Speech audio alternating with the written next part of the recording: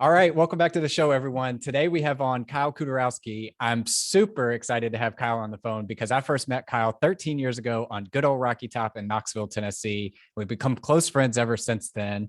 But I've asked Kyle to come on the show today because not only does he have a super interesting backstory from engineering the corporate world to living abroad, but he's also ahead of some major trends out there in terms of investing in Airbnbs and now taking on a role in the new digital real estate space. So Kyle has a wide range of experiences that we're going to go into, and sadly, we can only scratch the surface. So I'll just shut up now and say, Kyle, welcome to the show. Hey, Matt, thanks for having me. Super excited to get on. Like you said, anytime we get together, we kind of tend to nerd out on this stuff. And yeah, I'm excited to catch up. Absolutely. Well, we like to start everybody with the difficult questions here. What's your favorite ice cream? Man, that is a tough one. So, this is a little bit of a cop out. Anything chocolate I'm going to love, especially chocolate with peanut butter. But if I had to pick a specific one, does a Blizzard count? A Dairy Queen Blizzard? They have a chocolate brownie extreme Blizzard that I love. Heck yes. Heck yes. I'm so glad you said Dairy Queen because like 42 episodes in, I think we are now, and no one has mentioned a Dairy Queen Blizzard, but that I feel like is the OG ice cream sundae. So I love it. Honestly, it's been too long. I need to go get one.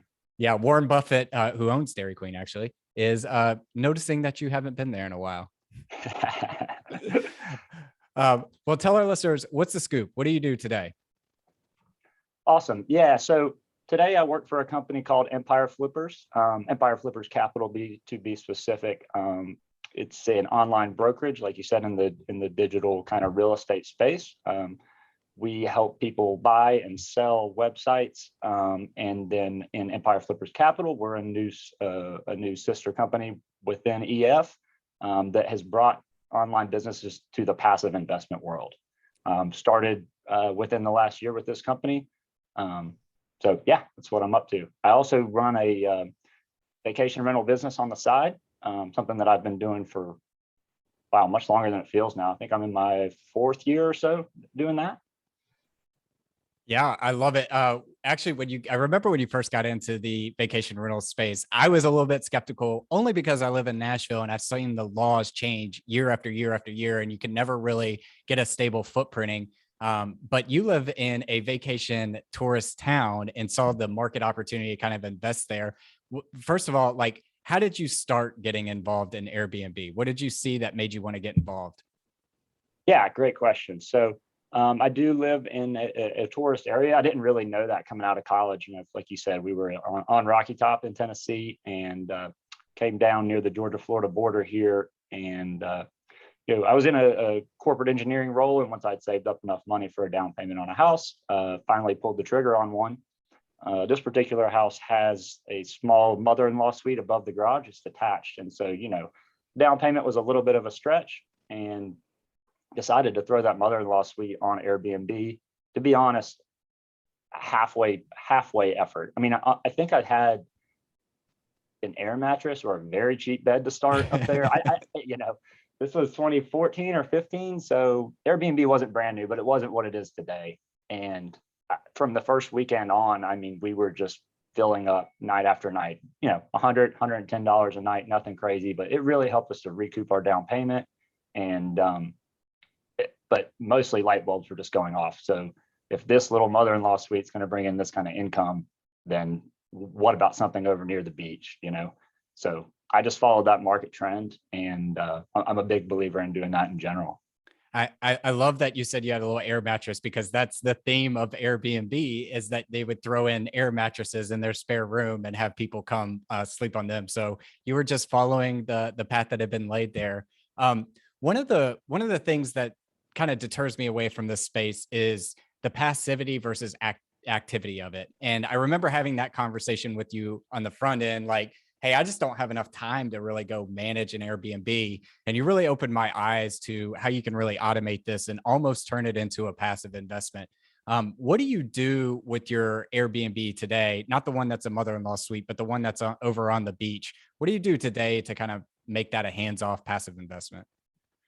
Yeah, great point. And I don't want to speak in too broad of strokes. I think this is something people should think about when they're evaluating properties. The particular property that I bought is much older. It's a cinder block, which I saw as a positive. We completely redid it, and it looks much more modern now, but we knew the bones were solid. We knew there wasn't going to be an overwhelming amount of maintenance or things that needed to be done. So that was number one, is really take that into consideration when you're shopping. Second was really just get educated on how to do all of these things. So there's several books out there. There's one called Optimize My B&B that I read at the start and I've reread since, and it really dives into every aspect of it. So I'll quickly hit on several of the things that I do that make it so passive, and then we can dive in deeper on some of those if you want. So first of all, you need a good vacation rental management software. Airbnb is getting better, but they're just not there. As far as I have one that does automated messaging, does automated reviews, it does instant responses. If somebody asks these kind of repeat questions, you can put in triggers so it'll respond instantly, which makes it that much more passive for you, but B, gives the guest that much better of a response of an experience. Excuse me. A pricing tool. So same thing there. Airbnb's got some pricing tools. They're just not very good yet. There's several third-party ones that adjust for demand, that do minimum nights. The farther out the dates are, you can set longer stays. As you get closer, you can shorten them. You can do orphan nights, all that stuff. So you're really maximizing your revenue. I use an electronic and a physical guidebook. I want to reduce the questions. That's going to sound bad, but you get tired of the same questions. And so, where do I take the trash, or where's this, is there enough parking, or blah, blah, blah. You want to have all of those readily available in their face. Automatic lock programming. So from a security standpoint, the locks go to the last 4 digits of the person's phone number the day they're checking in. They delete the day they're checking out. Your cleaning lady has their own lock code. Their bug guy has his own lock code, and so you can monitor without paying much attention. It shows up on your Apple Watch who's opening the door. And then just personal touches. We can get into that, but these people are paying good money to come vacation, and I take a lot of pride in providing an excellent experience for them. And so that a lot of those touches are coming into the passivity side as well. Yeah. You mentioned the answer book and the guest book, or the common questions, being able to answer those. I recently stayed in an Airbnb that it like right once you walked in, one of their big sheets that you could not miss was like, if you have a question, ask Alexa. And here are the sample questions that they'll answer, like where to take out the trash, best restaurant recommendation, where is this, where is that? And I thought that was genius, because not only do they get a chance to have somebody else or a bot basically interface with the guest, that's a good personal touch, but also they were telling me that if a client or a guest stays and asks a question that they don't have an answer to, they now log the question and they can go back and answer it and program it into the Alexa. So I thought that was just like a phenomenal like hack that I had never even thought about. When you talked about like personal touches, I think Airbnb is one of those things that's starting to become the weirder, the better, or the more personalized, the better. What are some of the things that you all do to kind of give a guest a more personal experience there? Yeah, I think your point there is accurate for sure. And what you were just talking about, on the virtual concierge, I think is what they call some. I haven't taken a lot of advantage of that yet. I've learned a little bit. I probably need to do more. So that'd be one example of that stuck out in your mind, right? That was a personal touch. A few of the things we do, particular to our area, there's a lot of walking and biking and running paths. So we provide bikes for the guests, and we advertise that. And a lot of guests tell us, when I checked in, I didn't move my car again until I left. And I think that's huge. It's something I would love. We do a handwritten guest book, small thing that I think guests enjoy. We provide snacks, we provide water, we provide coffee. On some of these stays where it's over a week during busy season and they're spending, double, triple the price sometimes, we'll go provide a bottle of wine or provide a bottle of wine or something mid-stay. So things like that just go a long, long way. Yeah, that's super interesting. Same Airbnb, just you trigger my mind with the snacks, had localized snacks. I was in Asheville and they had localized snacks to the Asheville market, and like a plate that like a map on where to go to get those if you wanted more of them. So I thought that was super interesting. I don't want to like dig too deep, but are you comfortable kind of sharing numbers? Like, what are you seeing from a month in, month out basis? Again, you're in a tourist destination on the beach. You have cold months, you have hot months, but mostly throughout the year, it's not too seasonable. So, would you share some of the numbers that you're seeing on a month in and month out basis? Yeah, I don't mind at all, actually. So, like I said, it's an older house. Now, I guess I should have hit on this earlier too. It is a duplex, so it's a 2-1 on each side. They're I don't know, only 800-900 square feet or so per side, so not enormous. But that's another thing when you're evaluating properties. I mean, if you can get more than one on the same piece of land, your revenues are going to go up. So it is a good bit seasonal. But I can share maybe a little broader. So last year kind of got scary with COVID, and even in that year, once it bounced back, we were able to bring in over 100,000 in revenue. This year, we've blown that out of the water already, and this is on a purchase that was a little bit over 500,000 or so. So without digging too deep, you can do some quick math there. Without digging too deep, those are some astronomically phenomenal numbers, and I know you're probably getting tired of me saying this, but every time we talk, I'm like, you know what? I was wrong. You were right. I was wrong. I should have gotten in on it with you. We should go buy more. I'm interested. Yeah, something I do. I mean, the numbers are great, and you can get into the tax benefits of all the real estate and all those details as well. But something I do want to reiterate is I think there's a myth out there that the vacation side is just cannot be that passive. And I just got back from living in Colombia for 3 months. I've spent time in Australia, all over the world. And yeah, you have to do some extra prep before you head out for that period of time. But I've been able to do all of that relatively easily. And you put somebody else in charge for emergencies, make sure your cleaning staff is ready to go, and then as long as you kind of have the internet to check in here and there, you can absolutely do it. So I want to encourage people, make sure that part of it's clear. Yeah, I think to your earlier point about being educated in the space, like I didn't know there was software out there that could respond to messages. And you were telling me one time that when somebody books, your cleaning person gets a note, and then 24 hours before they check out, they get a note again that says, reminder, you're cleaning tomorrow at this property at this time, and things like that. I mean, if you really have the right systems and tools in place, it can be very, very passive, very, very passive.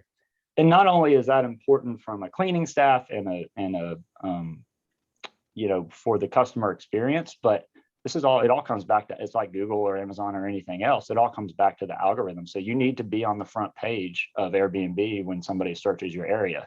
Well, one of the things they take very much into account is your response times. And if you're getting responses at 2 a.m. when you're asleep, or questions or booking inquiries when you're asleep, and you're not responding until 8 a.m., that's going to kill your response time. Well, if I've got an automated message that says, thank you for your inquiry, this is an automated message, but I read every one, I will get back to you. And it sends in, I don't know, 0.5 seconds or 3-4 seconds, that's really going to help your ranking. So it all kind of ties together. I did not know that. That's a nice little hacking tip right there. So I want to switch gears now and talk about this idea of digital real estate. So I think that there's no, I'm not going out on a limb here when I say that the world is moving online, right? And there are different ways to participate in this digital world that are very, very similar to real estate, in the sense that you're buying the land, whether that's a domain address, the front page of Google, all these different ways you can actually go acquire the space in this digital world. And you work for a company now, Empire Flippers, that's kind of a master in this world and a pioneer in this world. So maybe start us off with, like, what is Empire Flippers? Give us some understanding of the business as a whole. Absolutely. Yeah. So Empire Flippers, like you said, it's pretty well established in the online business space at this point. Been around for about 10 years. We're a fully distributed team, up to almost 90 employees, I believe, last time I looked. But we're the largest marketplace for online businesses that's out there. Now, there's many brokerages, many of them that do a great job, but we do a white glove service from the vetting process to the sales process to the migration all the way through. We've sold over 1,500 businesses over the years, over 300 million in volume, and at any given time, we have over 200,000 active buyers and sellers on our site. So to say our kind of footprint's pretty big is definitely accurate. Yeah, and it's a genius business model because I think most people are probably familiar. If you own a physical gas station or retail shop and you want to sell it, there are business brokers out there. There are people that specialize in selling businesses, physical businesses. You all just do that in the digital space. And this is a space I'm super interested in because the valuations are just different. And why they're different is because it's not understood yet. Banks don't really have check boxes that you can check for them to give you a loan on a digital piece of real estate or an online business. And that's something that you all said, hey, we're going to go specialize that in that. So maybe break us down into when we say digital real estate or websites or digital businesses, what are the kind of like categories of a digital business? Yeah, absolutely. That's a great question. So there are several different what we refer to as monetizations. You may hear them called other things, but the kind of the king of the castle right now is Amazon FBA, which is fulfilled by Amazon. This means that when you go to Amazon and you purchase something, it's either coming directly from a factory somewhere, or more than likely, it's now coming from an Amazon warehouse. Most people know that at this point, but if you own an FBA business, you are sourcing a product, whatever that product may be, to Amazon directly, and they handle everything from there. So they're great from a passivity standpoint, and then they're great from the traffic that Amazon's bringing in. So that's what we've seen grow the most on our marketplace recently. There's still DTC, direct to consumer e-commerce, which is a similar concept, but maybe somebody's shipping from their own warehouse or from their garage or their basement, and they're sourcing products from wherever. Sometimes there's a combination of both. Sometimes this person's selling on Amazon and their own website, but they're fulfilling it themselves. So they've got to package it, they've got to ship it, they've got to do all of that. So there's advantages and disadvantages of both.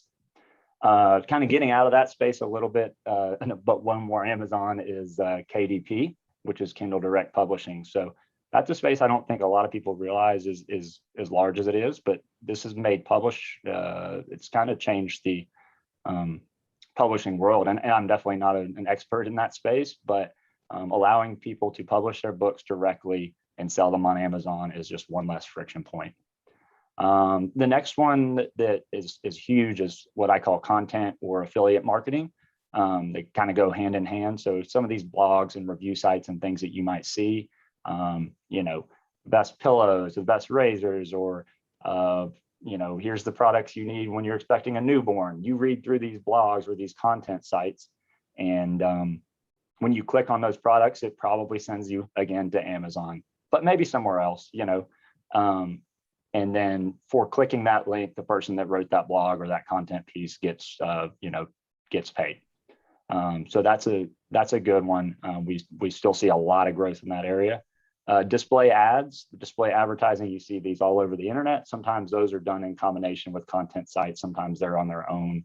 And then the last one, which ties directly back into the vacation rental business and pretty much every other industry in the world at this point, is SaaS, so software as a service. So any of these electronic guidebooks or vacation rental management softwares or apps on your phone, or that you're paying a monthly fee for, or that's just going to be recurring revenue. So the SaaS space is continuing to grow. A lot of them come out of Silicon Valley, and their softwares that people are developing that are all based on getting a subscriber base and having recurring revenue. Does that kind of answer your question? Yeah, I want to dig into the Amazon FBA and give everybody just an example so they can wrap their mind around it. So here in Nashville, I live 5 miles away from a big Amazon distribution center. Actually, on Sunday, and we're recording this on Tuesday, I decided to go on this smart home kick where I was going to learn how to plug up all my lights to all this fancy app and all this kind of stuff. And even though I work in technology, I'm not super technical, so it was kind of new to me.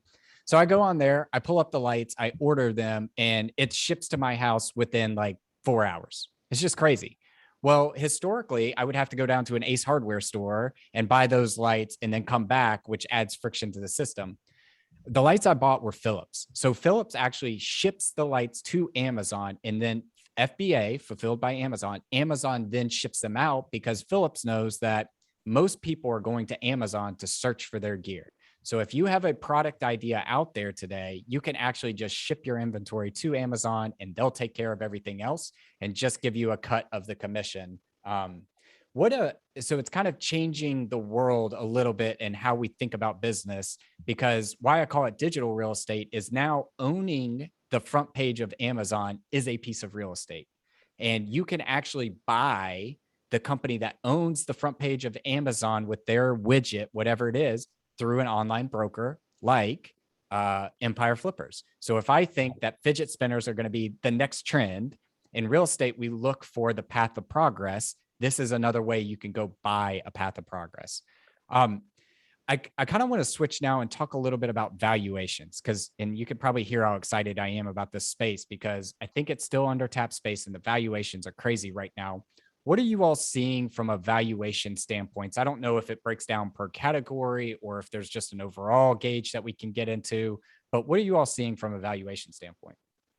Yeah, that's a great question. And your previous remarks there, I mean, you just hit the nail on the head with all of the Amazon stuff. And to think, this isn't some mom and pop's store. This is Phillips, a company of that size that's using them and using them to fulfill it. It's just a great point. So on valuations, honestly, it does vary a little bit by monetization type. FBA continues to be the one that is growing the most, but year over year, we've just continued to see them increase without fail.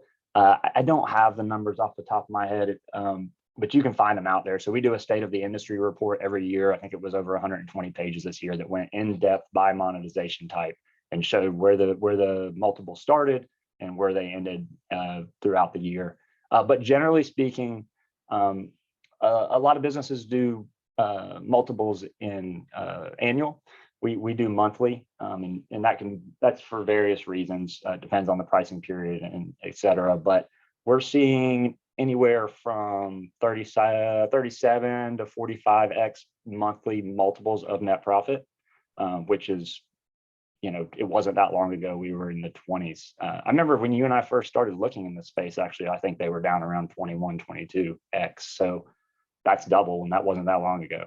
Yeah. And just to put that in perspective, I work for a very, very large Fortune 50 company, and we made one of the largest acquisitions of all time. And when we did that, we did a 35 to 37 yearly multiple, and you are getting a 35 X multiple monthly. So basically, just to kind of break that down, is if you didn't reinvest a single dollar, if nothing in your business went haywire and things just went on the way they're going, you could essentially recoup your money within 36 months, which is just unheard of. That's exactly right.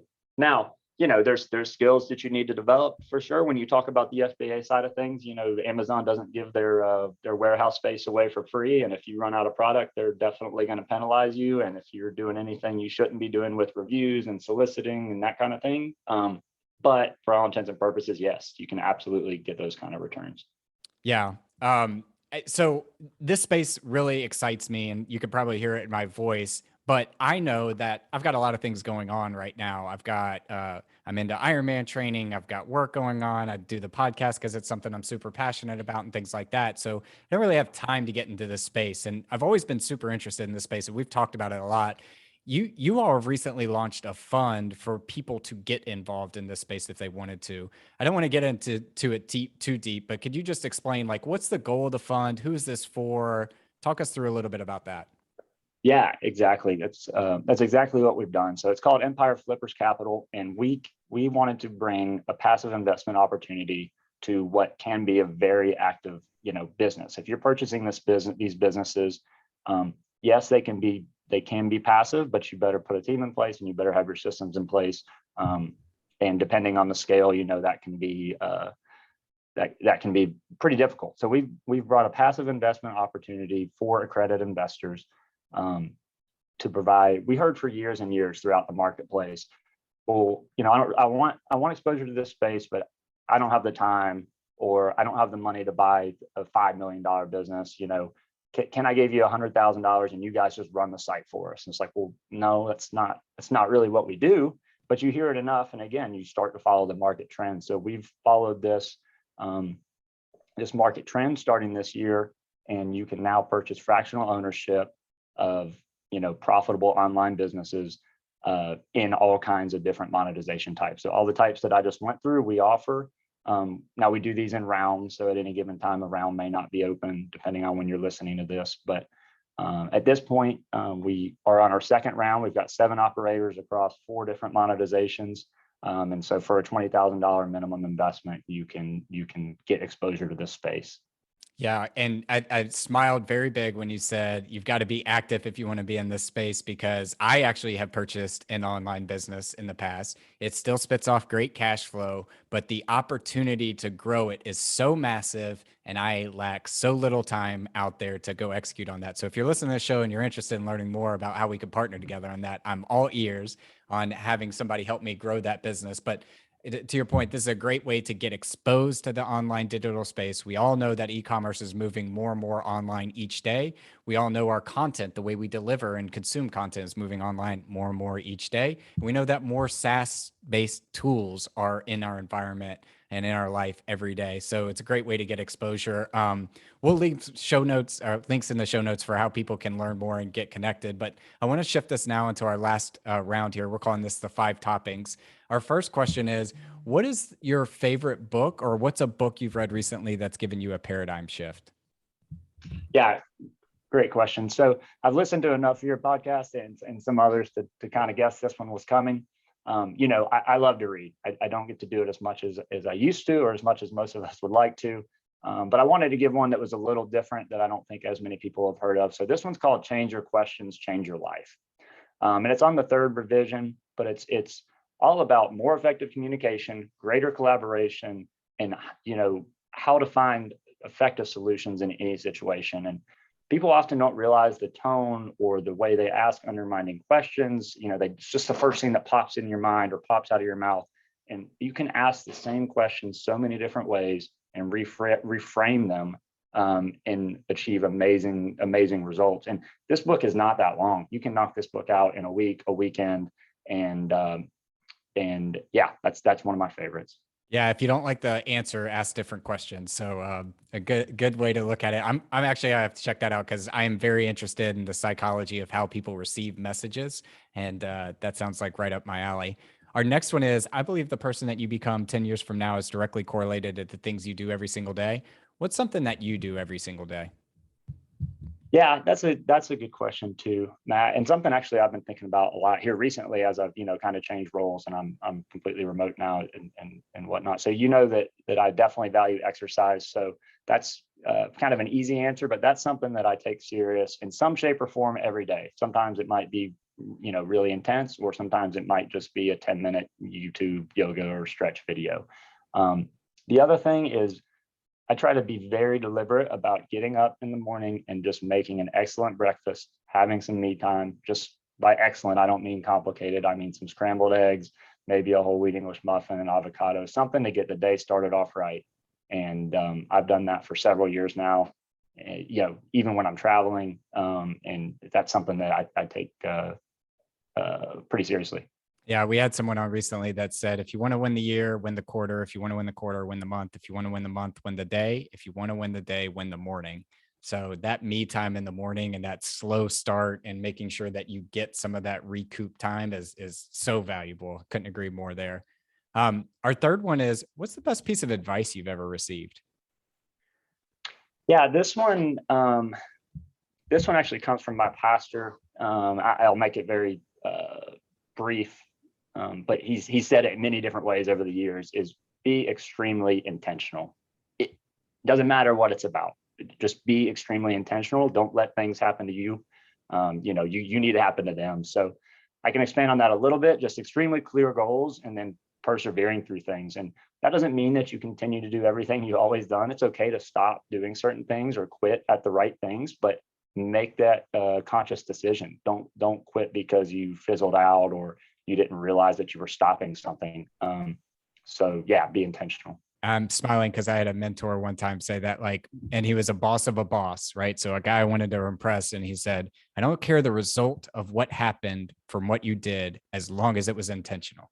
And if you're intentional with what you do, I will always support you. But when you start going willy-nilly and reacting to things and bad things happen, I will be upset. And I thought it's actually a pretty good piece of advice there. Our fourth one is, what's the thing that you're most proud of in your life? Yeah, that's a good one. I could probably opine on that one for a while. I like to think that I've been pretty well-rounded. I'm proud of a lot of the different things I've accomplished. We mentioned Airbnb and now the online business world, and I did go to school in undergrad for engineering, and so I like all of that. I'm proud of those things, but I think the thing I'm most proud of is I like to think that I've been a great friend to a lot of different people.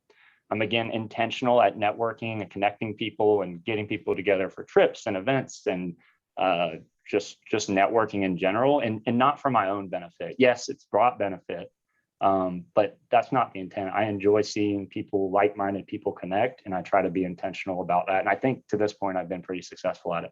Yeah, you're one of the best I've met at it for sure.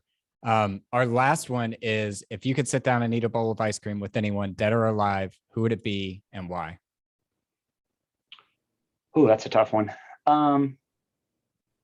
In my mind, the ultimate competitor, one of the ultimate competitors is definitely Kobe Bryant. Given that he passed away not too long ago, that'd probably be my choice. I mean, you want to talk about it, just like I said, competitive, but extremely dedicated and persevering. And I would like to think intentional, the things we've just been hitting on. Plus, I think we could have some fun together, man. He seems like a Yeah. fun dude. Yeah. RIP, one of the greatest. I remember when Kobe died, so many people that weren't even sports fans had something to say about how they remember Kobe Bryant for something. And I just thought that was very, very interesting that people I never thought were sports fans or would know who Kobe Bryant was would talk about his greatness and his competitiveness. So I don't think we've had that answer before. That's a good one. Um, Kyle, always great catching up. I appreciate you being on the show. I appreciate you going through the digital real estate space, as I'm super excited about this space and continuing to learn more about it. If our listeners wanted to find out more about you or EF Capital, where's the best place we could point them? Absolutely, Matt. I've enjoyed it too. I appreciate it. Anybody out there that has questions or just wants to connect, I do try to stay off of social media a little bit, but from time to time, definitely LinkedIn. Kyle Kuderewski, put the name in the show notes because I don't expect anybody to know how to spell it. Also Facebook and Instagram occasionally. I'll put my email in the show notes. I look forward to connecting with you guys. As far as Empire Flippers, just empireflippers.com/capital. And we'll put that in the notes as well. Awesome. Well, I appreciate you coming on. We'll have to have you back on for when round 2 is complete for you to give us an update on how things are going. Sounds great. Look forward to it, Matt. Cheers.